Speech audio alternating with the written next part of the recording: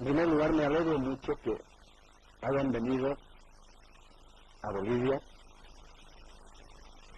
para averiguar qué es lo que está pasando en Bolivia.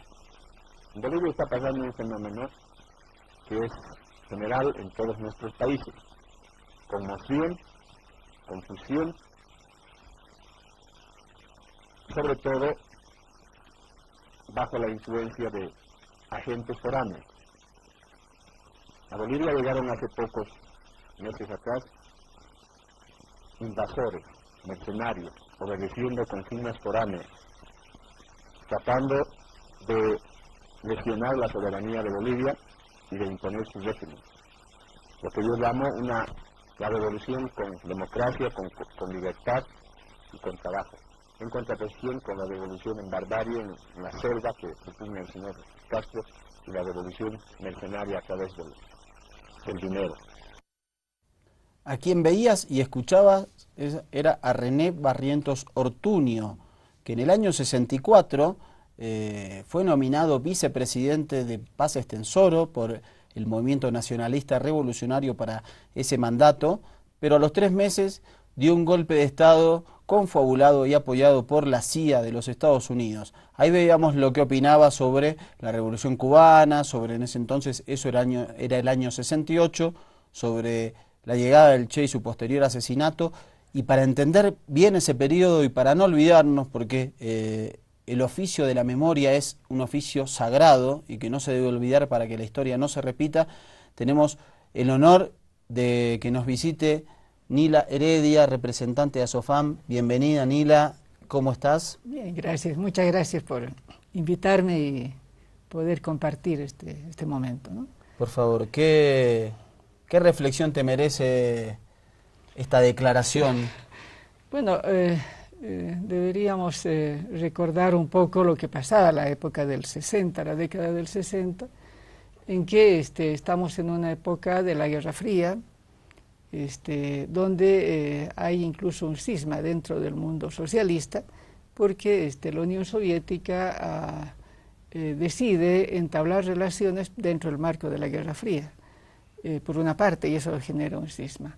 Pero de hecho el mundo, el imperialismo y todo el bloque del norte tenían como un imaginario enemigo que era al mundo socialista.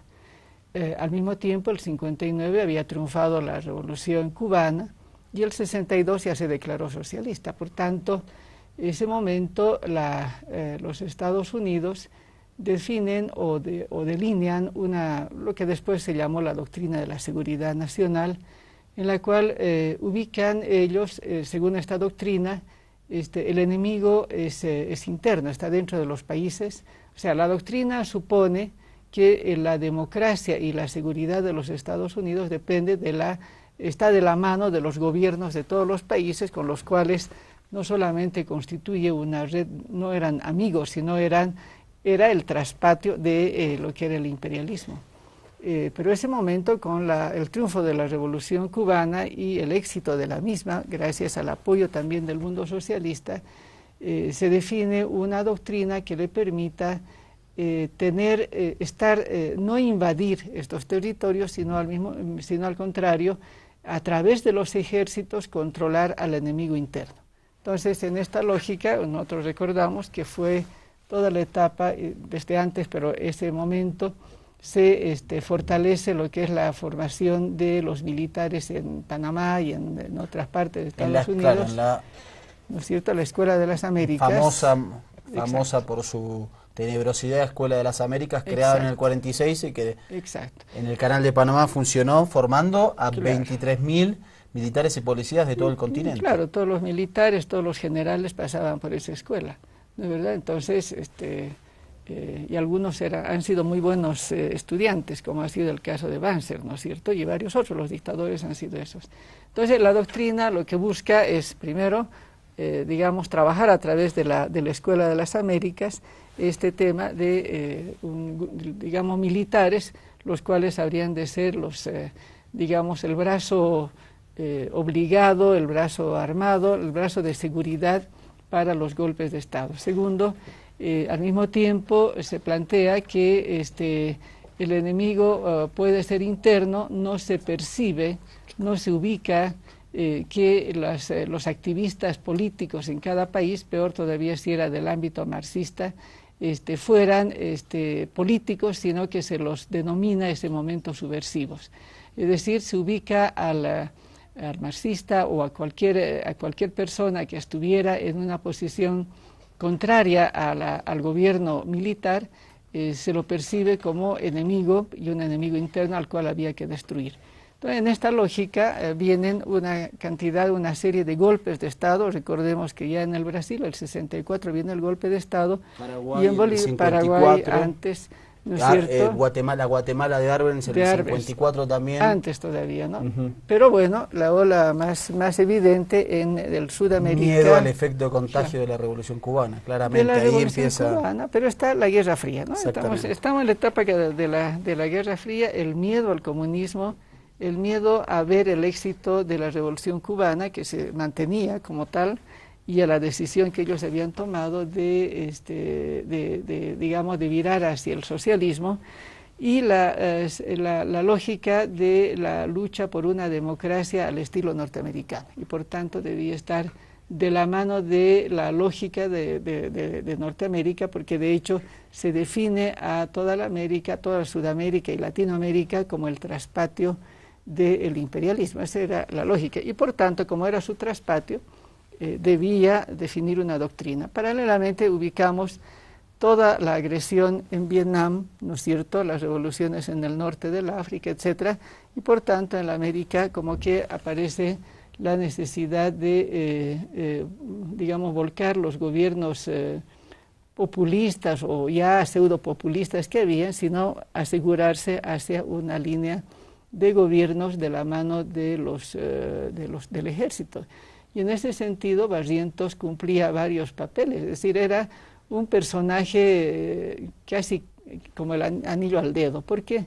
Porque Barrientos se había formado un poco también en la lógica y en la escuela del MNR, ¿no? Si bien era un personaje militar que incluso fue expulsado inicialmente del ejército, pero después vuelve, tiene una escuela dentro del MNR y por tanto tenía capacidades y posibilidades de entender a la población en esta lógica populista, pero su ligazón con el campesinado fue muy importante.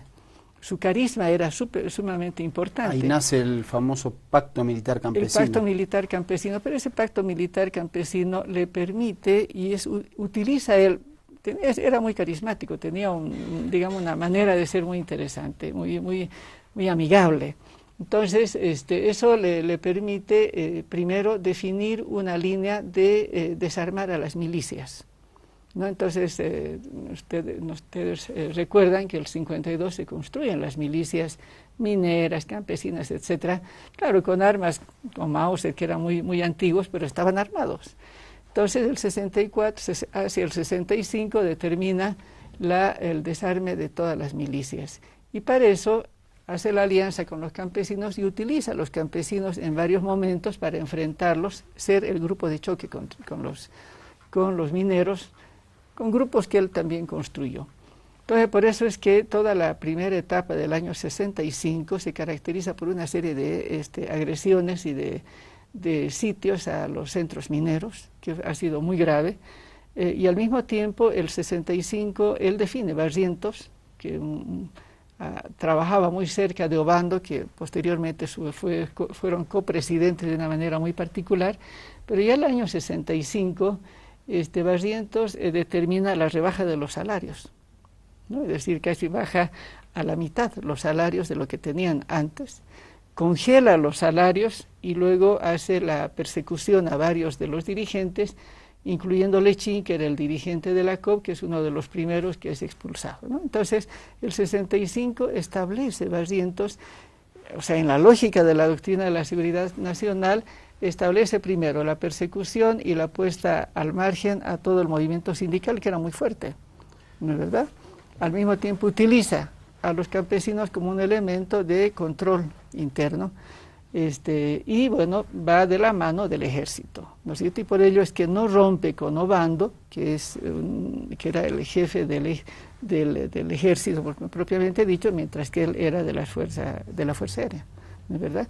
Entonces, esto yo creo que muestra, ¿no? Trato de mostrar que estábamos en un momento en el cual ya el MNR se había derechizado totalmente, y viene un golpe que fue muy bien tomado para algunos, porque evidentemente el MNR había terminado utilizando un aparato represivo muy importante que era el control político. Y el control político era realmente un aparato, digamos, muy agresivo, es decir, era capaz de matar, de todo. Entonces, cuando viene el golpe, creo que mucha gente un poco que se alegró, pero fue muy pronto que apareció ya Barrientos de la mano de la Falange y de la derecha del MNR, ¿no es cierto? Construyendo, yo creo, un imaginario que significa la reposición y la rearticulación de la derecha oligárquica, ¿no es cierto?, que se establece nuevamente en el poder. Junto con Barrientos forma parte de su gobierno la Falange, y la Falange era la derecha oligárquica que teníamos desde antes, ¿no es cierto? Entonces, el golpe de Barrientos fue realmente un vuelco de, digamos, un vuelco de timón muy importante para el control de la población boliviana, que aunque se había ya derechizado el gobierno del MNR, sin embargo, el propio MNR se había dividido y había el PRI y otras fuerzas de izquierda que estaban en una posición contraria, ¿no? Prácticamente los 4 líderes del MNR a raíz del golpe terminan tomando caminos distintos. Absolutamente. Sí. Sí. Una de las características de ese golpe, además de abrir un periodo de inestabilidad institucional, permitiendo que posteriormente el golpe de Banzer, permitiendo otra serie de cuestiones, hubo, digamos, una decisión mediante decretos y mediante la acción directa de reprimir el corazón minero, porque era considerado, digamos, el que le podía desestabilizar ese gobierno. Recordemos la masacre de San Juan, el ataque a Miluni, a siglo XXI, a Catavi. Eso fue otra característica, obviamente, de todas las dictaduras, que era la represión directa al movimiento obrero organizado. No, sin embargo, evidentemente, ¿no? Es decir, el golpe de Barrientos del 64 inicia la larga noche de las dictaduras hasta el 84, ¿no es cierto? Son 20 años que se aplica en esta lógica de la doctrina. Pero evidentemente no solamente son golpes, sino que está también matizado por momentos de época democrática de la mano de los mismos militares, porque Barrientos va a elección. Ahí le quiero hacer un paréntesis, porque uno ve, por ejemplo, en las Fuerzas Armadas de la Argentina, del Cono Sur, digamos, Paraguay, Brasil, Argentina y Chile, muy verticalistas, con una característica en la cual es muy difícil que aparezcan líneas internas que desconozcan, digamos, en ese momento una línea, digamos, que el miedo, como usted explicaba, en el contexto de la Guerra Fría, el miedo al peligro comunista, el miedo a la subversión, digamos, la represión a los opositores internos para que no se geste, digamos, ningún germen revolucionario. Pero aquí tenemos experiencias en las cuales Obando y Torres, de militares nacionalistas que aparecen quizás en un contexto como inesperado, digamos, y toman medidas drásticas, Vinto, Asamblea del Pueblo, es decir, son como aparecen como una serie de hitos en muy breve tiempo, 69, 70 y una partecita del 71, que parece contradictorio en el marco de los Banzer, los Natus Bush, los Barrientos. Claro. Sí, a diferencia de otros países que no los conozco totalmente, pero en Bolivia esa larga noche de las dictaduras tiene épocas particulares, ¿no es cierto? Desde que Barrientos, después del golpe, no termina, sino va a un co-gobierno con Obando, pero luego vienen las elecciones, y en las elecciones se hacen elecciones amañadas, ¿no? Primera vez Recordemos elecciones en el año 66 para Barrientos legitimar, él renuncia y Obando lo reemplaza en ese interregno. Exacto, ¿no? Y bueno, nuevamente, asciende Fue la primera vez que votaron todos los soldados, que no estaban habilitados, pero los hacen votar. Pero hay un dato interesante que justo hoy día veía. Esa vez Barrientos ganó con el 61%, a pesar de que hubo así una matufia total en las votaciones, ¿no? 61%. 61, exacto, sí, sí. Fue terrible aquello. Entonces, entonces aparentemente el gobierno de Barrientos del 66 adelante es un gobierno democrático porque había sido elegido, entonces utiliza tiene las la fachada armas, de tal. claro. Tal es así que durante ese periodo se hace la modificación de la Constitución Política del Estado, ¿no? Porque su vicepresidente era el señor Siles Salinas, un personaje muy, muy interesante, un demócrata, creo que era demócrata cristiano el señor, pero esta particularidad. Sin embargo, él utilizaba de manera muy, muy, muy hábil el apoyo del campesinado como para mantener esta figura. Barrientos, bueno, en esta etapa está la figura de Ernesto Che Guevara con la guerrilla, y es el momento en que el control político y al mismo tiempo la presencia de la CIA es pues mucho más evidente, ¿no? Entonces se hace evidente, hay un control vertical, se pone fuera de la legitimidad a todos los sindicatos, partidos, etcétera, incluyendo a lo que eran los del MNR de izquierda, ¿no es cierto?, que estaban en oposición de ellos. Entonces es una etapa muy dura para todos nosotros o para toda la gente que tenía alguna actividad política o que podía entrar en una discusión. En esa época es interesante el papel de la universidad, porque han sido espacios de lucha muy importantes y eran espacios, digamos, casi soberanos, o sea, podíamos cuidar, pero evidentemente podían entrarse, pero había un papel muy importante. Después de la muerte de Barrientos hay una etapa pequeña y un golpe de Estado donde nuevamente asciende Obando, que Obando ha sido un personaje muy particular antes, y aparece un Obando haciendo la nacionalización de los hidrocarburos. Exactamente, nombrando a Marcelo Quiroga Santa Cruz como su ministro. Sí, tenían por lo menos tres ministros que eran interesantes, como fue Quiroga Santa Cruz, fue Bailey, y fue, ahorita no recuerdo, un tercero, no me acuerdo si estaba Zabaleta, no recuerdo, o estaba, hay uno, claro, ahorita me voy a acordar, uno tercero que luego murió, Sergio Almaraz. No me acuerdo si estaba Almaraz, pero era del grupo. Almaraz no. Probablemente no, pero era del grupo, digamos. Fue del grupo. Sí, era de ese. Era del mismo grupo. Es decir, pero bueno, fue muy corto el tiempo en que ellos estuvieron porque renunciaron, porque era una utilización de ellos. Entonces, claro, luego vienen otros golpes, tenemos Torres, etcétera, ¿no? Pero es cierto, con estas particularidades, ¿por qué la serie de golpes? Yo diría porque la característica boliviana y la lucha del pueblo boliviano siempre como que puso al gobierno, a los gobiernos en una posición difícil de sostener una represión sostenida. Entonces venía el otro golpe y venían los contragolpes, etcétera. Tanto que hay un día que tenemos 5 presidentes, fue lo más particular que tuvimos. Muy, ¿no?, parecido a lo que le pasó a la Argentina por otras situaciones en la crisis de 2001. Exactamente, sí. ¿Qué nos cuenta Nila de un golpe que fue muy breve, pero también fue muy sintomático del poder militar y oligárquico que fue el que dio Natush Bush el 1 de noviembre de 1979? Sí, es decir, la salida de Banzer, ya como dictador, que para mí es una de las dictaduras más duras, la de Banzer, la salida de Banzer está coincidiendo también con toda una época de crisis financiera, crisis económica, y una nueva faceta, una nueva careta que toma el imperialismo de la mano de Carter en esta lógica de derechos humanos. Pero bueno, había una crisis financiera acá.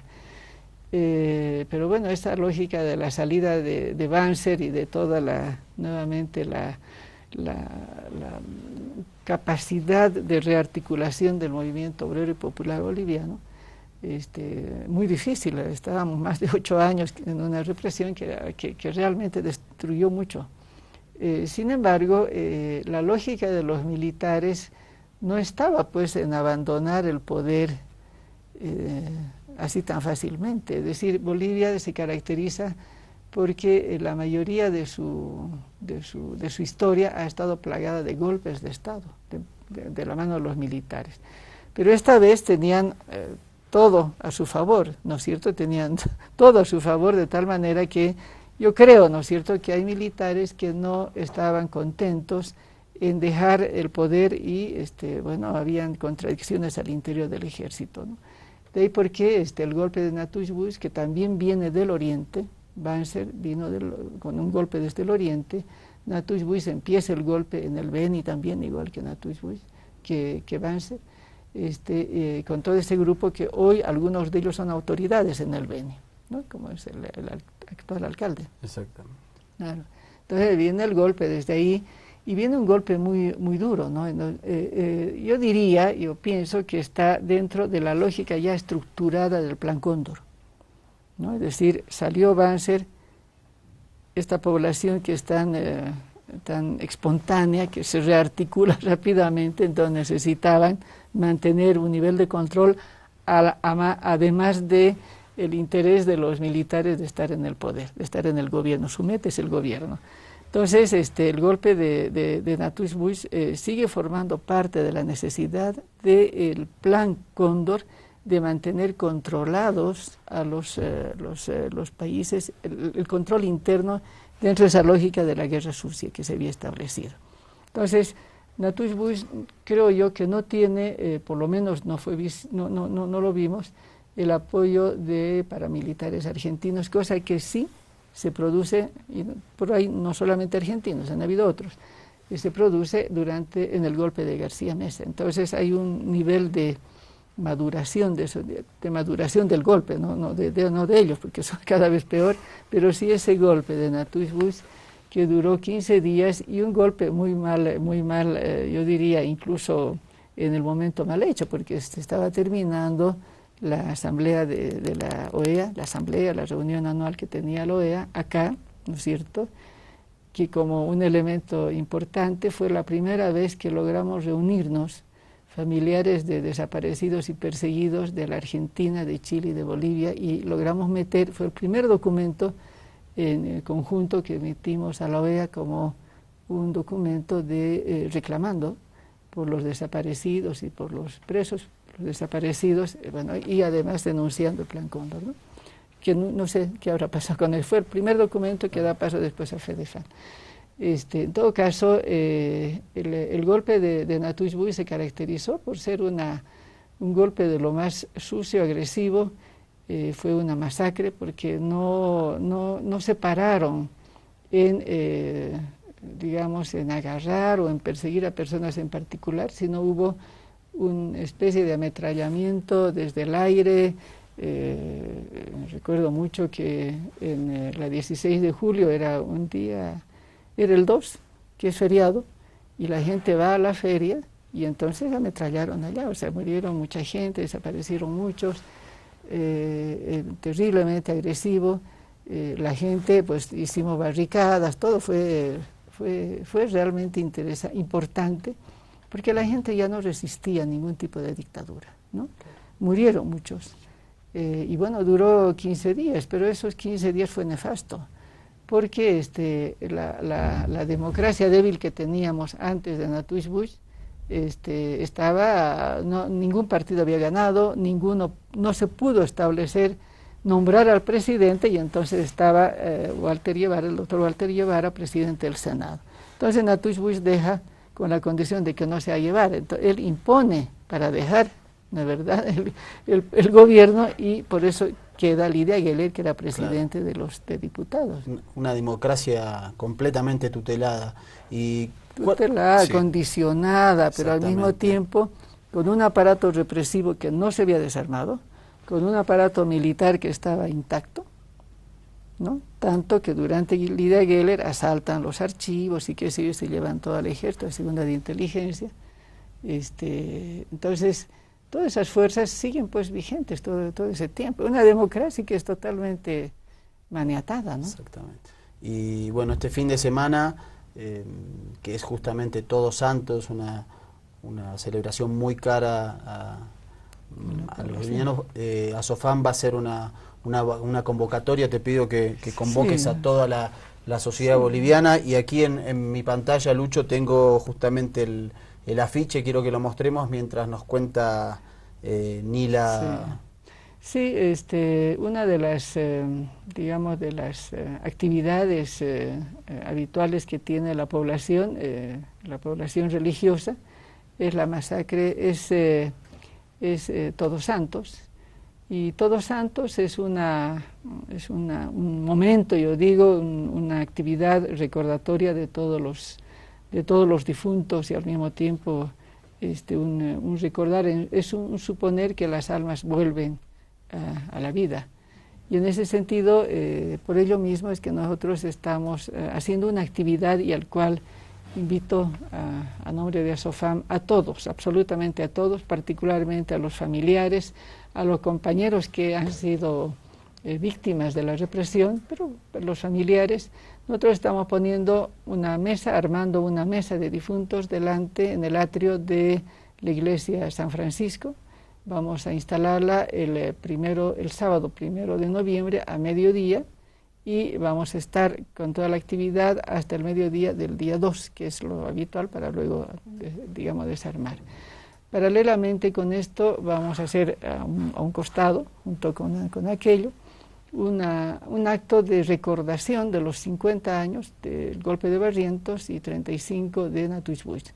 La idea es, no solamente estar con los familiares en este día tan importante para la mayoría, pero al mismo tiempo lograr volver a la memoria para que no ocurran nunca más estos hechos tan funestos que han sido los golpes de Barrientos y todos los golpes donde han habido muertos, han habido desaparecidos, han habido torturados, perseguidos, y son cientos, si no miles de compañeros que han quedado huérfanos, etc., ¿no? Entonces, yo vuelvo a invitar a todos ustedes a que nos acompañen el sábado, desde el mediodía del sábado hasta el mediodía del domingo, en esta mesa de llegada de las almas, para recordarlos y para al mismo tiempo trabajar con la población que pasa por allá. Nila, muchísimas gracias por estar en Ojo con los Medios. Nos has ayudado a recordar a este sagrado ejercicio de la memoria, para que no se repita esta historia. El golpe de Estado de Alberto Natuixbuy el 1 de noviembre del 79, el de René Barrientos Ortuño el 4 de noviembre del 79. 64, perdón, la larga historia de las dictaduras y la impunidad, del 1 al 2 de noviembre, atrio de la iglesia de San Francisco, a partir de las 12 horas. Acompañemos, sociedad boliviana, sociedad paceña, a este reclamo, y nunca más, y la necesidad de verdad, memoria y justicia no se acaba. Esto es Ojo con los Medios.